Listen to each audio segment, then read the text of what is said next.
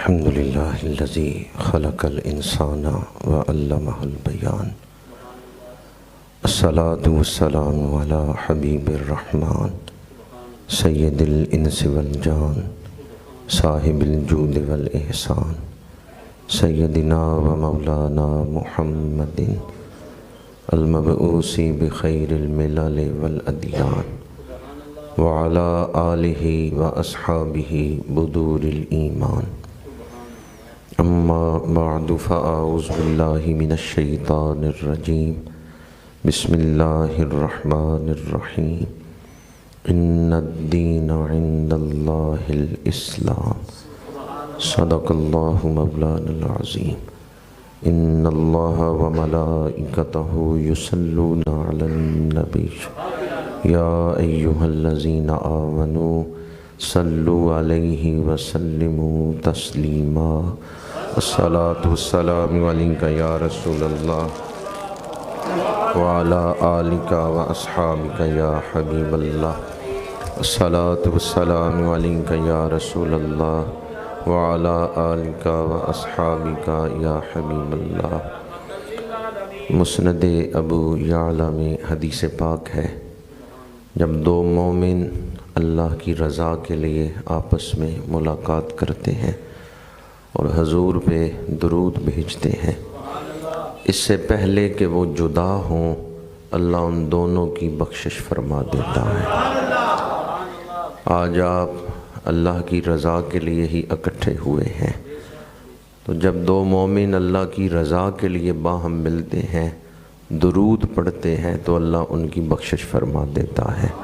الصلاۃ والسلام علیک یا رسول اللہ وعلی آلک واصحابک یا حبیب اللہ۔ اللہ تعالی ہمیں درود کی دنیا سے آشنا فرمائے۔ اللہ تعالیٰ درود کی دنیا کا دروازہ ہمارے اوپر کھول دے۔ درود پاک کی دنیا نور کی دنیا ہے، سرور کی دنیا ہے۔ درود پاک کی دنیا روحانیت کی دنیا ہے۔ درود پاک کا جہان سکون کا جہان ہے۔ جس نے درود پاک کو اپنا لیا وہ ایسے گلشن میں داخل ہو گیا کہ جس گلشن کا ہر پھول دل کو کھینچتا ہے۔ درود پاک کی دنیا قرب رسول کی دنیا ہے، محبت رسول کی دنیا ہے، ادب رسول کی دنیا ہے۔ اگر آپ کسی سے محبت کرتے ہیں اور اس کی بھلائی چاہتے ہیں کہ اس کی خیر ہو یا اس کو کچھ مل جائے، تو آپ اسے درود پاک کی دعوت دیں۔ حضور کے عاشقوں کی جو نشانیاں ہیں ان میں سے ایک نشانی درود پاک ہے، تو محبت سے درود پاک پڑھیں کہ اللہ ہمیں درود کی دنیا کا باسی بنا دے۔ الصلاۃ والسلام علیک یا رسول اللہ وعلی آلک واصحابک یا حبیب اللہ۔ الصلاۃ والسلام علیک یا رسول اللہ وعلی آلک واصحابک یا حبیب اللہ۔ آج جس موضوع پر میں آپ کے سامنے گفتگو کر رہا ہوں وہ ہے اسلام میں پیدا ہونے والا پہلا بچہ۔ تو اس موضوع کا مطلب یہ ہے کہ ہجرت کے بعد مسلمانوں کے گھروں میں جو پہلا بچہ پیدا ہوا ہے، جب حضور نے مکہ سے مدینہ منورہ ہجرت فرمائی تو جو پہلا بچہ مہاجرین کے گھروں میں پیدا ہوا اس بچے کا نام ہے عبداللہ بن زبیر، اور انصار میں جو پہلا بچہ پیدا ہوا اس خوش نصیب کا نام ہے حضرت نعمان بن بشیر۔ یہ جمادی الاول کا مہینہ ہے، تو 17 جمادی الاول کو حضرت عبداللہ بن زبیر رضی اللہ تعالی عنہما کی شہادت ہوئی۔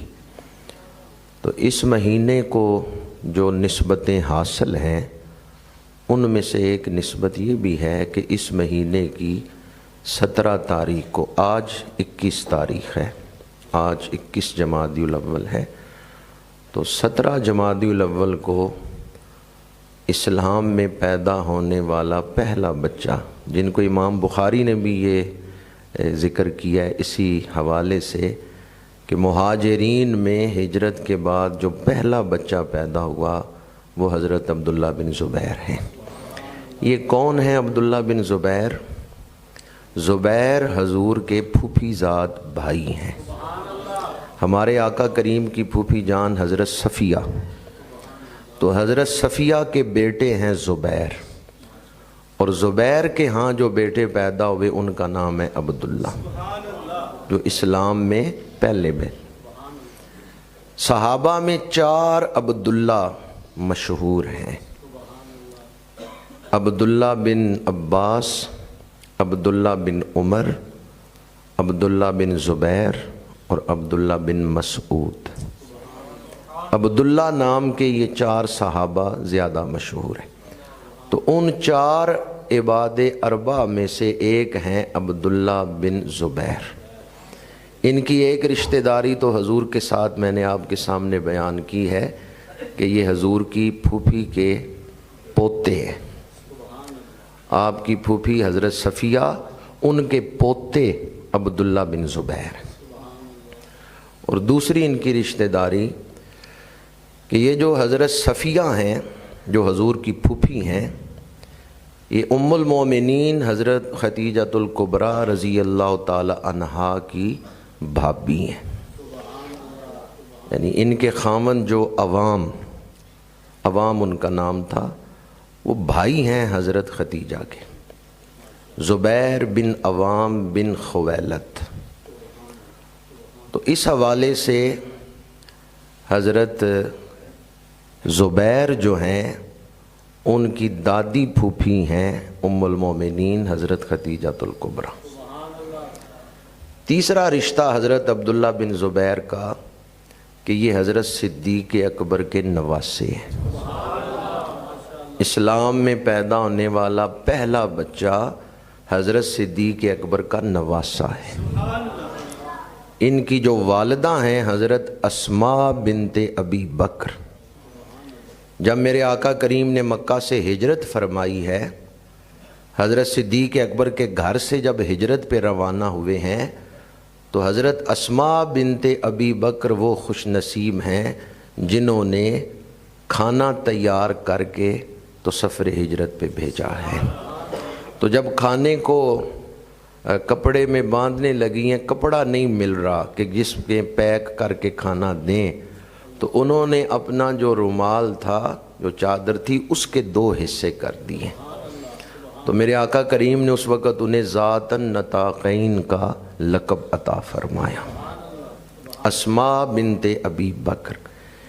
یہ حضرت عبداللہ بن زبیر کی والدہ ہیں، اور ان کے والد زبیر یہ ان 10 خوش نصیبوں میں سے ہیں جنہیں حضور نے دنیا میں ہی نام لے کے جنت کی بشارت دی ہے۔ یہ عشرہ مبشرہ میں ہیں، اور حضور کے حواری صحابی ہیں۔ پہلے نبیوں کے حواری ہوتے تھے، تو حضور نے فرمایا کہ زبیر میرے حواری ہیں۔ تو باپ بھی شان والا، والدہ بھی شان والی، نانا بھی شان والا، اور دادی بھی شان والی، بڑی نسبتیں حاصل ہیں حضرت عبداللہ بن زبیر کو۔ ایک نسبت انہیں یہ بھی حاصل ہے کہ حضرت امام حسن کے داماد بھی بنے ہیں۔ ان کی ولادت قباء میں ہوئی ہے۔ بخاری شریف میں یہ حدیث موجود ہے اور مشکات شریف میں موجود ہے۔ حضرت اسماء بنت ابی بکر ہجرت کر کے جب قباء پہنچی ہیں تو اس وقت حمل کے دن پورے ہو چکے تھے، درد ذہ میں مبتلا ہوئیں اور اللہ نے بیٹا عطا کیا۔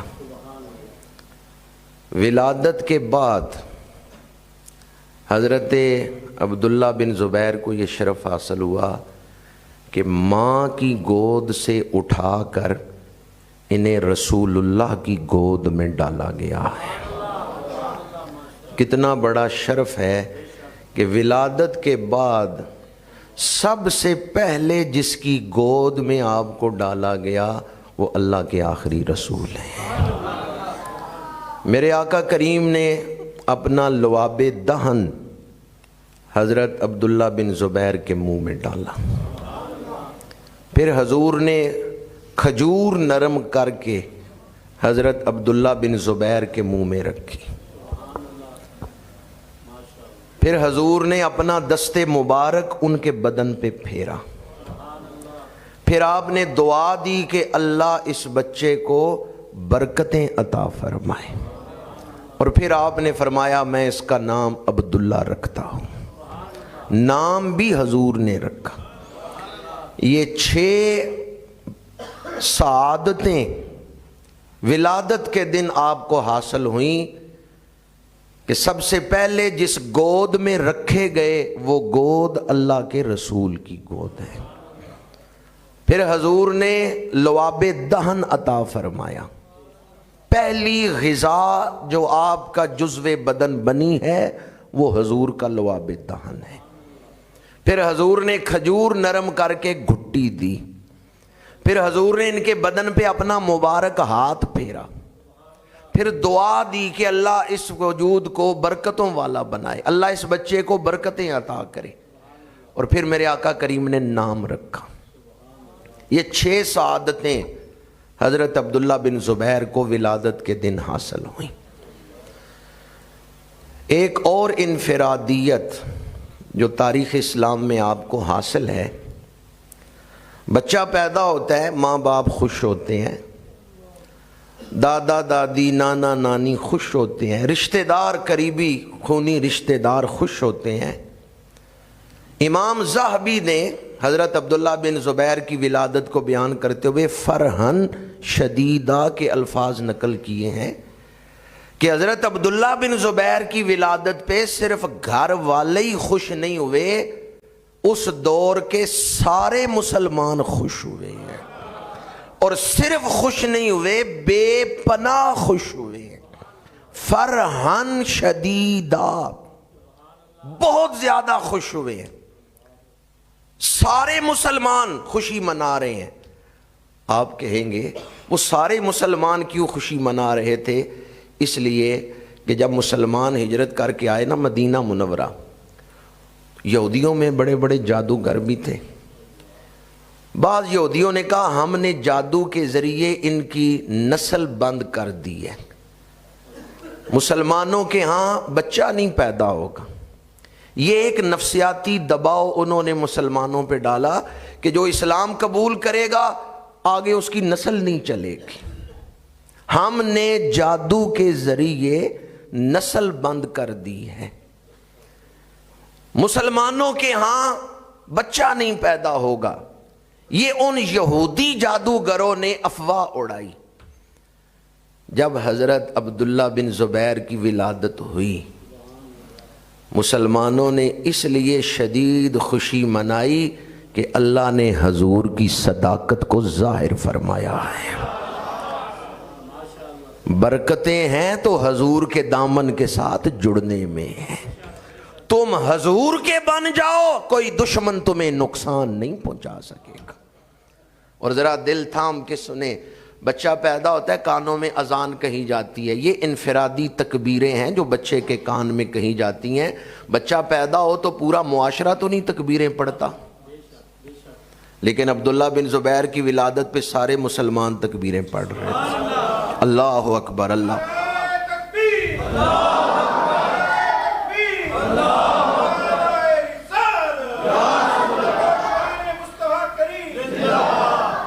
حضرت عبداللہ بن زبیر کے کانوں میں اذان حضرت صدیق اکبر نے پڑھی، نانا نے نواسہ کے کانوں میں اذان پڑھی، اس کے بعد گود میں اٹھایا بیٹے کو، مدینہ منورہ کے گرد چکر لگایا، بالخصوص یہودیوں کے قبیلوں کے سامنے سے گزرے تاکہ انہیں بتائیں تم کہتے تھے جو حضور کا غلام بنے گا ہم نے اس کے لیے نسل بند کر دی ہے، جادو کی ہے، اولاد نہیں ہوگی، یہ دیکھو ابو بکر کو اللہ نے نواسہ عطا فرمایا ہے، اور جن راہوں سے حضرت صدیق اکبر گزر رہے تھے جو صحابی بھی دیکھتا پڑتا اللہ اکبر اللہ اکبر، تکبیریں پڑھی جا رہی ہیں مدینہ منورہ میں، یہ کس کی ولادت ہوئی ہے کہ تکبیرات پڑھی جا رہی ہیں؟ یہ حضرت عبداللہ بن زبیر کی ولادت پہ ایک انفرادی عمل ہوا ہے۔ جب کوئی مسلمان فوت ہوتا ہے دفنانے سے پہلے 4 تکبیریں پڑھتے ہیں۔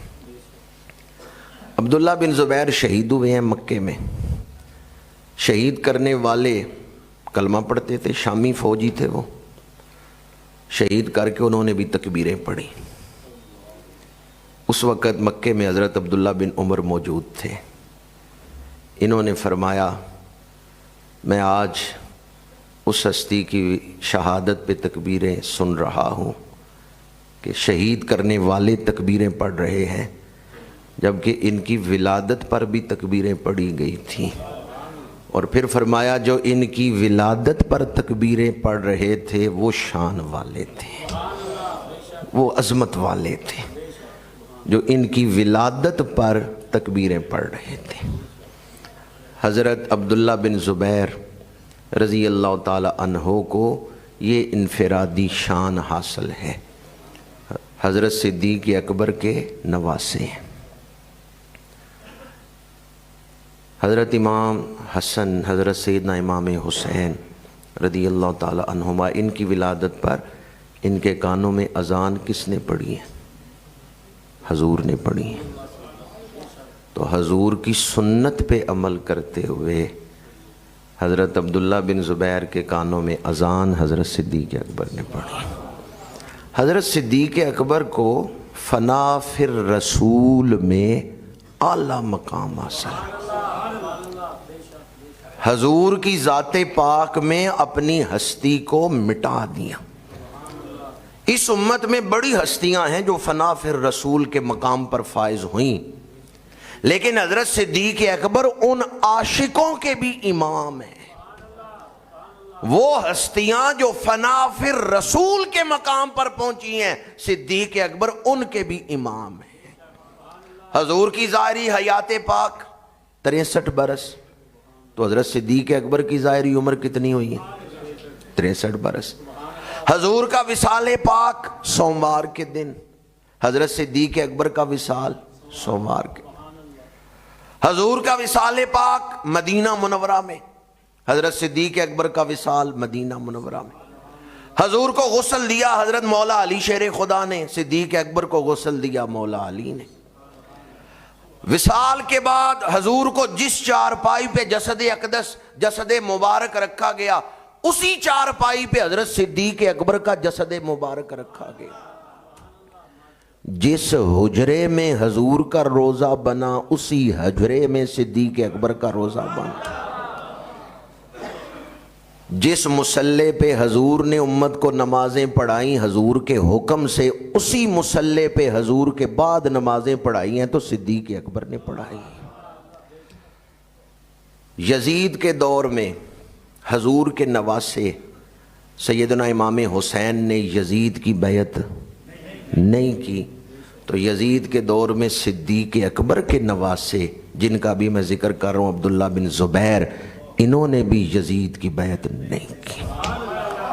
نواسہ رسول نے بھی بیعت نہیں کی، نواسہ صدیق اکبر نے بھی بیعت نہیں کی۔ نواسہ رسول بھی شہید ہوئے ہیں اور نواسہ صدیق اکبر بھی شہید ہوئے ہیں۔ نواسہ رسول یزیدی لشکر کے ہاتھوں شہید ہوئے ہیں، لیکن حضرت صدیق اکبر کے نواسے، یہ بعد میں عبد الملک بادشاہ تھا، اس نے حجاج بن یوسف ثقفی کو لشکر دے کے بھیجا ہے۔ حجاج قاتل ہے حضرت جناب عبداللہ بن زبیر کا۔ نواسہ رسول بھی شہید ہوئے، نواسہ صدیق اکبر بھی۔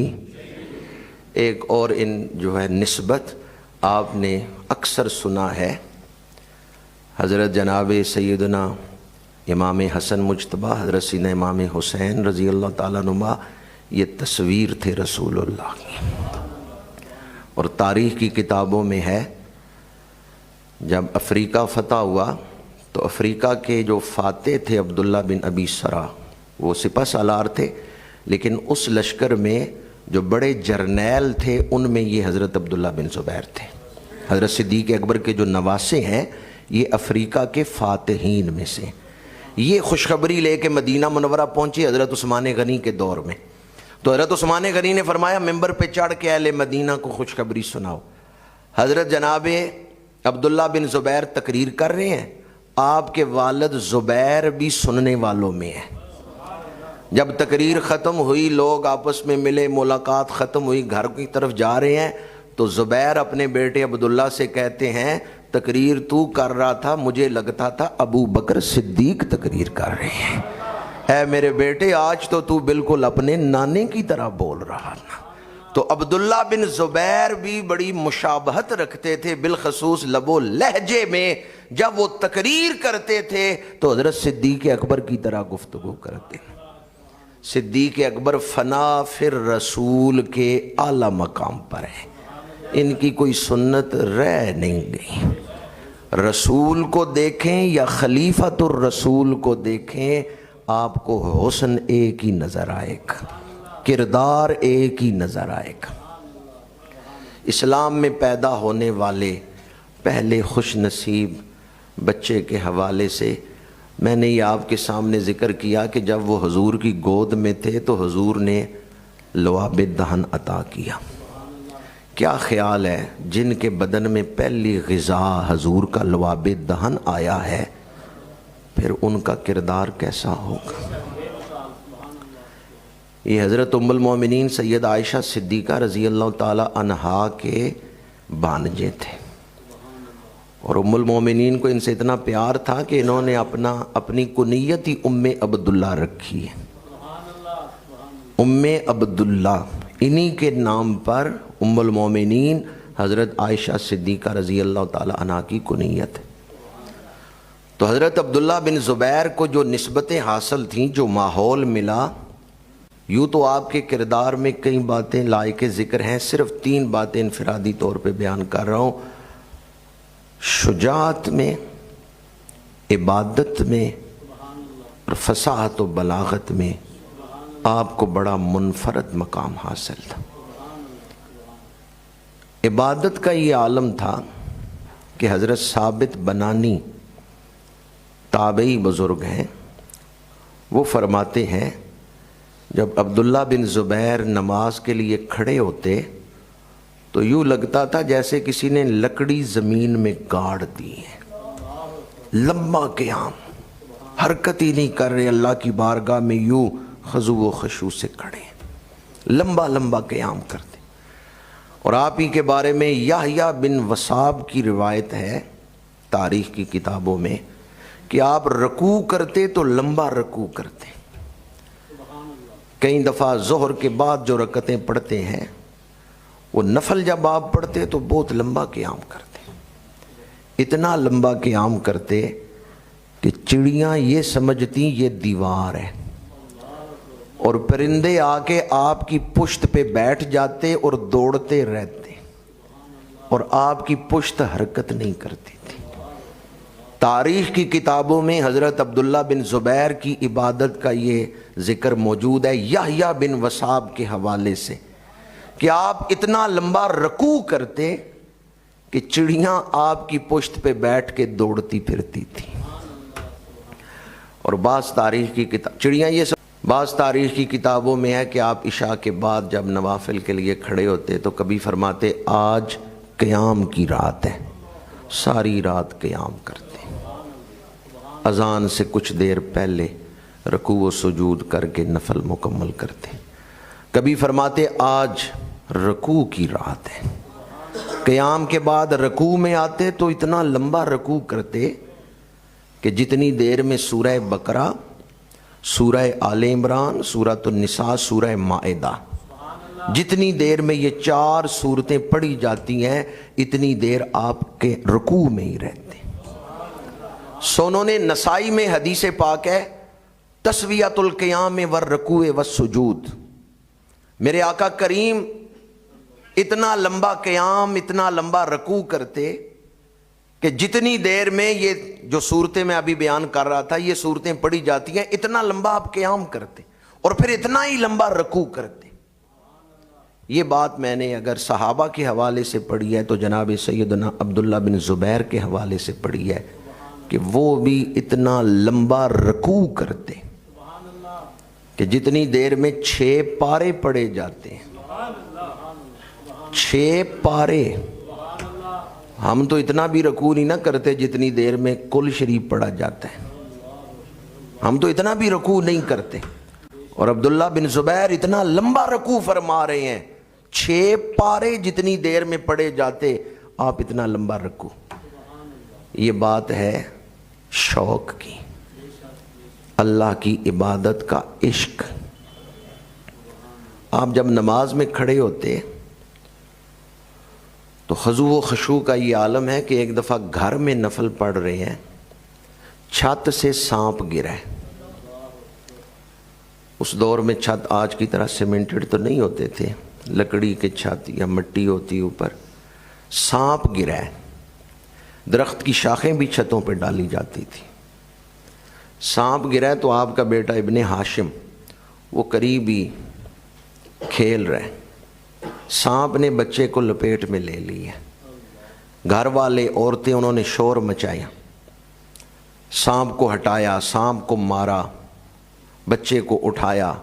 عبداللہ بن زبیر کی نماز میں کوئی فرق نہیں آیا، وہ اسی طرح محویت میں نماز پڑھتے رہے. جب فارغ ہوئے گھر والوں نے کہا بچے کی جان خطرے میں تھی، ہم شور مچاتے رہے، آپ نے دھیان ہی نہیں دیا. عبداللہ بن زبیر کہتے ہیں اس ذات کی قسم میں جس کی عبادت میں کھڑا تھا میں نے کوئی آواز سنی نہیں ہے. دو عالم سے کرتی ہے بیگانہ دل کو، عجب چیز ہے لذت عاشق. کیسی عبادت تھی وہ.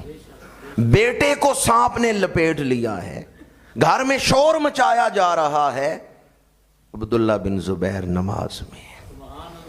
کیسا دھیان تھا نماز میں. دو عالم سے کرتی ہے بیگانہ دل کو، عجب چیز ہے، عجب چیز ہے. دعا کی نیت سے ہی پڑھ دیں، اللہ ہمیں وہ لذت عطا فرمائے. حدیث پاک ہے میرے آقا کریم نے دعا مانگی اور امت کو سکھایا کہ یہ چیز اللہ سے مانگو. اللہم انی اسالک لذت النظر الی وجہک. پروردگار تیرے دیدار کی لذت کا میں تجھ سے سوال کرتا ہوں. بہت ساری لذتیں اللہ نے ہمیں عطا کی ہیں، پروردگار ہمارے دلوں کو بڑی لذتیں تو نے عطا کی، اپنے دیدار کی لذت بھی عطا کر.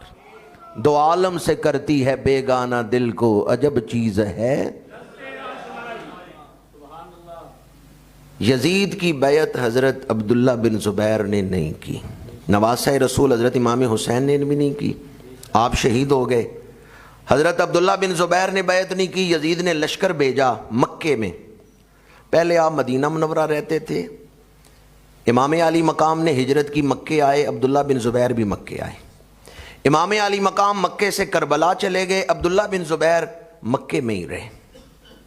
یزید نے جس طرح کربلا میں لشکر آیا ہے اور امام علی مقام سے جنگ ہوئی ہے، یزید نے ایک لشکر مکے بھیجا ہے حضرت عبداللہ بن زبیر سے جنگ کے لیے.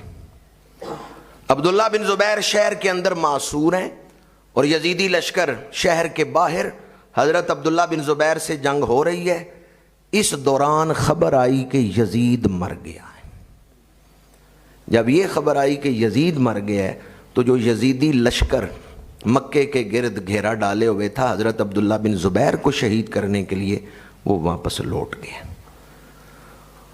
یزید کے مرنے کے بعد اور جب اس کے بیٹے نے بھی تخت حکومت چھوڑ دیا، حضرت عبداللہ بن زبیر کی بیعت کی گئی. کچھ علاقے میں آپ کو خلیفہ منتخب کر لیا گیا. اور یہ جو نعمان بن بشیر رضی اللہ تعالیٰ عنہ جن کا ذکر میں آگے کر رہا تھا کہ مہاجرین میں پہلے بچے ہیں عبداللہ بن زبیر، اور انصار میں پہلے بچے کون ہیں؟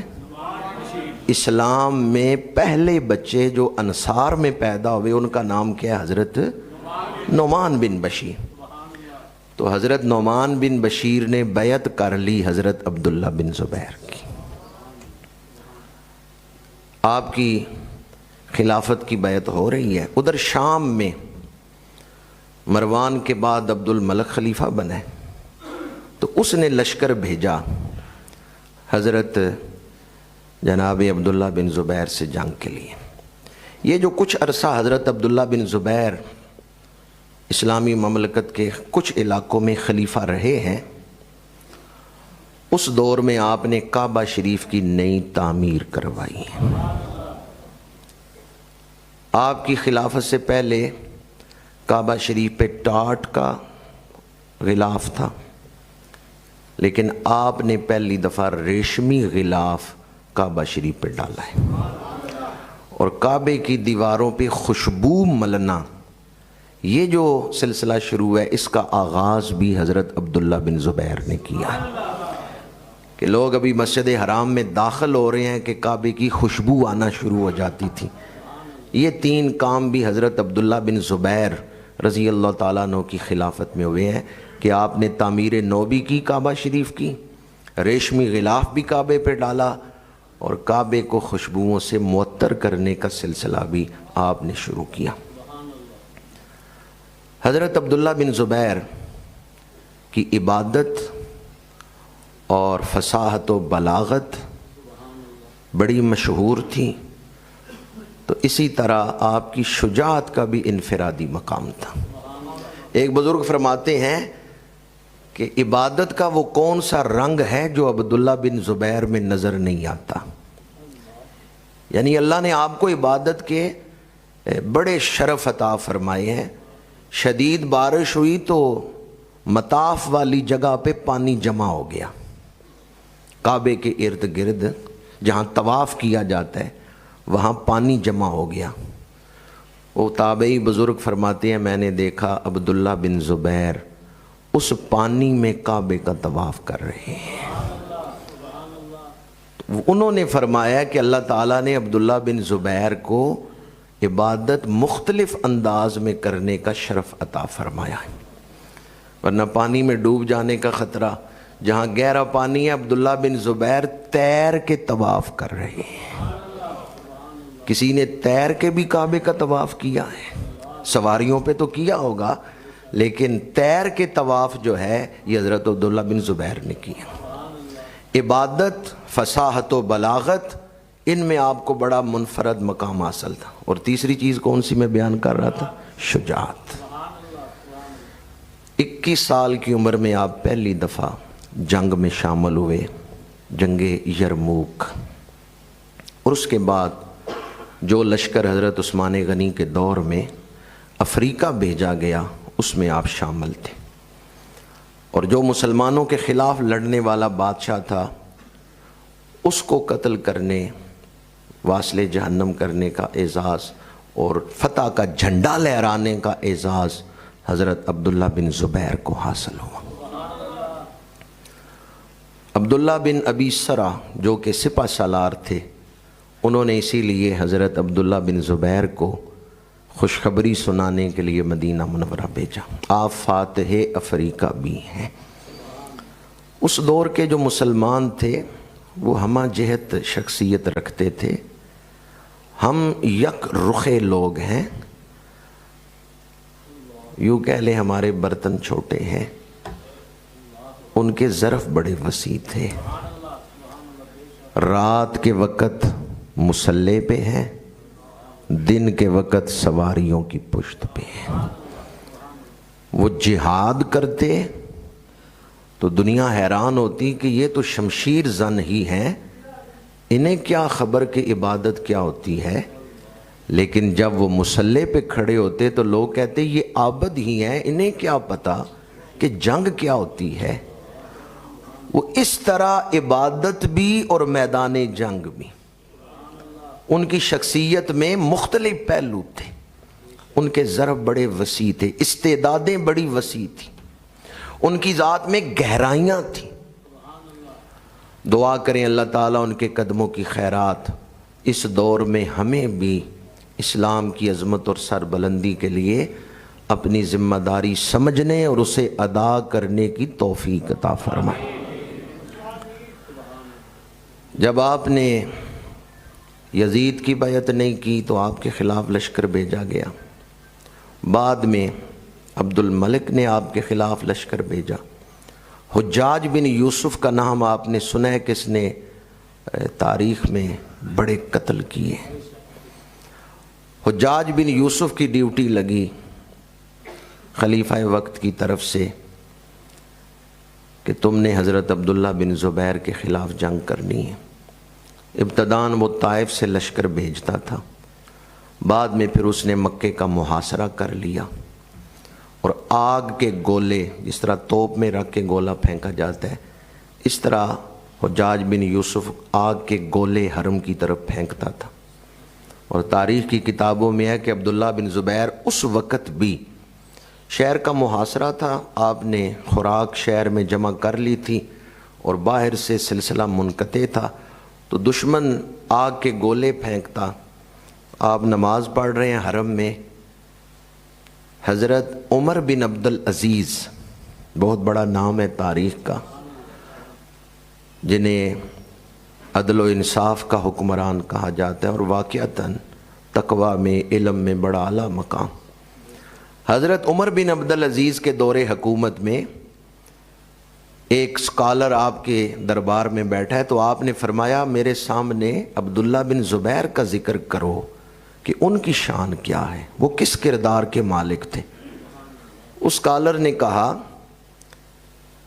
کہ حضرت عمر بن عبدالعزیز سنو، جس ہستی کے بارے میں تم پوچھ رہے ہو وہ حرم میں نماز پڑھ رہے تھے، حجاج بن یوسف آگ کے گولے پھینکتا ہے، آگ کا گولہ ان کی گردن کے قریب سے گزرتا ہے، لیکن میں نے دیکھا ان کی نماز میں کوئی فرق نہیں آ رہا۔ عمر بن عبدالعزیز اٹھے اور فرمانے لگے ہاں تو سچ کہہ رہا ہے، عبداللہ بن زبیر ایسے ہی تھے، عبداللہ بن زبیر ایسے ہی تھے۔ محاصرہ طول پکڑ گیا۔ حجاج بن یوسف لڑائی کا بڑا ماہر تھا، ادھر حضرت عبداللہ بن زبیر بھی بڑے بہادر تھے، لیکن سامانے خوراک دیگر سامان باہر سے نہیں پہنچ رہا، حصار ہے شہر کا، تو کتنا لمبا عرصہ لوگ برداشت کرتے۔ پھر ایک وقت آیا کہ حضرت عبداللہ بن زبیر کے جو ساتھی ہیں انہوں نے آپ کو چھوڑنا شروع کر دیا۔ ادھر سے حجاج بن یوسف نے آپ کو پیغام بھیجا کہ اگر کچھ آپ کے ساتھی شہید ہو چکے تھے، کچھ ایسے تھے جنہوں نے آپ کو چھوڑنا شروع کیا کہ اب کتنا عرصہ ہم اس محاصرے میں رہیں۔ حجاج بن یوسف نے حضرت عبداللہ بن زبیر کو پیغام بھیجا اگر آپ بھی سرنڈر کر دیں، سر جھکا لیں تو میں آپ کو چھوڑ دوں گا۔ آپ آئے اپنی والدہ کے پاس مشورہ کرنے کے لیے۔ آپ کی والدہ کون ہے؟ یاد ہے نا آپ کا؟ حضرت صدیق اکبر کی بیٹی ہے، 100 سال عمر ہے، 100 سال عمر ہے حضرت اسماء بنت ابی بکر کی، اور یہ جو مشورہ کرنے آئے ہیں عبداللہ بن زبیر، یہ خود 70 سال کے۔ آکے کہا امی جان آپ جانتی ہیں طویل عرصہ ہوا حجاج بن یوسف سے میں لڑ رہا ہوں، میرے کئی ساتھی مجھے چھوڑ کے ادھر چلے گئے، کچھ ساتھی شہید ہو گئے، اس نے مجھے پیغام بھیجا ہے اگر میں سر جھکا دوں، لڑائی چھوڑ دوں تو وہ میری جان بخش دے گا، آپ کی کیا رائے ہے؟ اب سنیں صدیق اکبر کی بیٹی نے جواب کیا دیا ہے۔ فقالت یا بنی انت اعلم بنفسک انک ان کنت تعلم انک علی حق وتدعو الی حق فاصبر علیہ۔ اے میرے بیٹے، اگر تو یہ سمجھتا ہے کہ آج تک تو حق کے لیے لڑتا رہا ہے تو آج حق کو چھوڑنے کا خیال کیسے آ گیا ہے؟ ان کنت تعلم انک علی حق وتدعو الی حق وتدعو الی حق فاصبر علیہ۔ آج تک حق کے لیے لڑتے رہے ہو تو آخری سانس تک حق کے ساتھ کھڑے رہو۔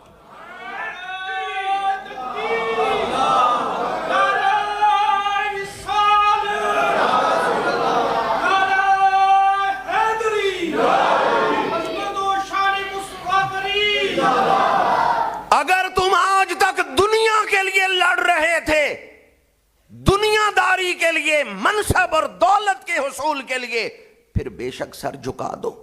پر یاد رکھو اگر تم آج تک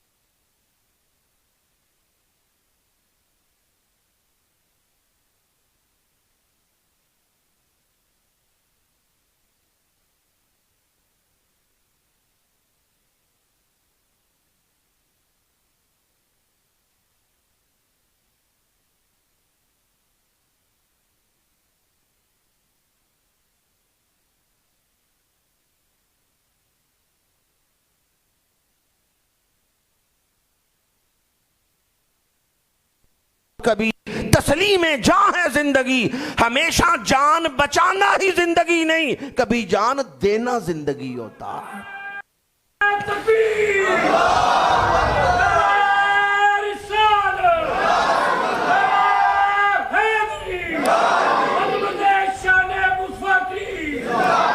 جب ماں یہ مشورہ دے چکی تو عبداللہ بن زبیر نے کہا ہاذا واللہ رائی, اے میری ماں مجھے اللہ کی قسم ہے میں یہ فیصلہ کر کے آیا تھا کہ میں جان دوں گا, پر میں نے کہا ذرا اپنی ماں سے بھی اجازت لے لوں, اس لیے میں نے کہا آپ کی رائے کیا ہے.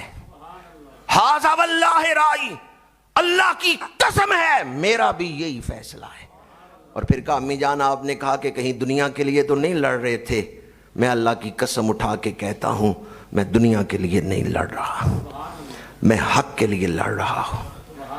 ماں نے پھر آگے بڑھ کے بیٹے کو کھینچا اپنی طرف, سینے سے لگایا, جدا کیا, کہا جاؤ پھر جس کام میں میرا رب راضی ہے ابو بکر کی بیٹی بھی اس میں راضی ہے, میں تمہیں اجازت دیتی ہوں.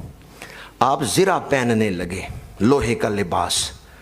100 سال کی عمر میں آپ کی والدہ, نظر ان کی سلامت تھی, دانت ان کے مکمل تھے. 100 سال کی عمر میں مورخین نے لکھا, آپ کی والدہ فرماتی ہیں جو شہادت کا شوق رکھتے ہیں میرے بیٹے وہ تو یہ لباس نہیں پہنتے, یہ زرہ کیوں پہن رہے ہو. آپ نے زرہ اتار دی, لیکن ازار بند مضبوط کر کے باندھا. کہا بیٹے اپنا لباس مضبوط کر کے باندھو, شہادت کے بعد ستر ننگا نہ ہو. اور پھر آپ کی والدہ کہہ رہی تھی موت سے ڈر ایک لمحے کے لیے بھی قریب نہ آنے دینا, موت سے پہلے حرم میں ہو, کعبے کو دیکھ رہے ہو, اپنی ماں کو دیکھ رہے ہو, موت کے بعد جا کے ام المومنین عائشہ صدیقہ کو دیکھو گے, موت کے بعد جا کے تم اپنی دادی حضرت صفیہ کو دیکھو گے. یہ آپ کی والدہ نے حوصلہ بتایا ہے. موت ایک طرف جدائی ڈالتی ہے تو دوسری طرف اپنوں سے ملاقات بھی کرواتی ہے. حضرت عبداللہ بن زبیر کے الفاظ, کہا امی جان میرے لیے دعا نہ چھوڑنا, جیسے میری زندگی میں میرے لیے دعا کرتی ہیں میری شہادت کے بعد بھی میرے لیے دعا کرنا. آپ آئے 70 سال کی عمر میں بھی, چونکہ تلوار چلانے کے بڑے ماہر تھے, 21 سال کی عمر میں شروع کیا تلوار چلانا, 70 سال کی عمر تک کئی علاقے فتح کیے. آپ نے جس طرح کہ میں نے ذکر کیا طرابلس, یرموک, ان جنگوں میں آپ شامل تھے. تو 70 سال کی عمر میں بھی تلوار یوں چلاتے ہیں کہ شامی سامنے آ کے نہیں لڑتے. دور سے انہوں نے پتھر پھینکنے شروع کیے, اینٹیں پھینکنا شروع کی, تو ایک پتھر آپ کے سر پہ لگا ہے جس سے اتنا خون بہا ہے کہ آپ شہید ہو گئے. जब आप शहीद हुए तो आपका सर काटा गया, नवासा रसूल का सर लाया गया शाम, तो नवासा सिद्दीक अकबर का सर भी शाम भेजा गया। हुजाज बिन यूसुफ ने कहा सर भेज दो शाम, और आपका धड़ जो था उसे मक्के में चौक में लटकाया गया ताकि लोगों पे दहशतदारी हो जाए। और शुरू में मैंने कहा कत्ल करने वाले तकबीरें पढ़ रहे थे। अब्दुल्ला बिन उमर आए, उन्होंने फरमाया इनकी विलादत पर भी तकबीरें पढ़ी गई, आज इनकी शहादत पर भी लोग तकबीरें पढ़ रहे हैं, पर जो विलादत पे तकबीरें पढ़ रहे थे वो शान वाले थे। आपकी माँ आई 100 साल की उम्र, बूढ़ी माँ, कहा मुझे ले चलो, मैं चल के देखूं मेरा बेटा कैसे सजता है शहादत की सेज पे। बूढ़ी माँ आ रही हैं, रास्ते में किसी ने कहा कि हुज्जाज ने तेरे बेटे की दुनिया बर्बाद कर दी है। हज़रत अस्मा बिनत अबी बकर ने फरमाया मेरे बेटे ने अपने कातिल की आखिरत बर्बाद कर दी है। तो किसी के साथ सलूक करते हुए ये ज़रूर याद रखें, आप किसी की दुनिया बर्बाद कर रहे हैं, साथ में अपनी आखिरत बर्बाद कर। किसी की दुनिया बर्बाद करते हुए ये बात याद रखें कि कहीं मैं अपनी आखिरत तो नहीं बर्बाद कर रहा। हज़रत अस्मा बिनत अबी बकर ने फरमाया मेरे बेटे के कातिल ने मेरे बेटे की दुनिया बर्बाद की है, पर मेरे बेटे ने उसकी आखिरत बर्बाद कर दी। आके देखा कि बेटे की लाश लटक रही है, तो कहा इस सवार के सवारी से उतरने का वक्त नहीं अभी आया, अभी सवारी से उतरने का वक्त नहीं आया। माँ जुर्रत के साथ तारीफ़ करके बेटे की वापस गई। अब्दुल्ला बिन उमर आए, बाज़ तारीख़ की किताबों में उन्होंने ये अल्फाज फरमाए कि क्या इस सवार को उतारने का वक्त नहीं आया। ये बात जाके जब हुज्जाज को बताई गई, उसने कहा आपकी लाश को उतार के दफना दिया जाए, फिर उसने इजाज़त दी। मैं इन अल्फाज पर ही गुफ्तगू को समेटता हूँ। इस्लाम की तारीख़ अज़ीमुल मर्तबत हस्तियों के ज़िक्र से भरी हुई है। अल्लाह हमें उनकी तालीमात पर अमल करने की तौफ़ीक दे, शौक़ इबादत अता फ़रमाए, फ़िक्र आखिरत अता फ़रमाए। इन्हीं अल्फाज पे गुफ्तगू समेट रहा हूँ। आखिर दावाना अनिल हम्दुलिल्लाहि रब्बिल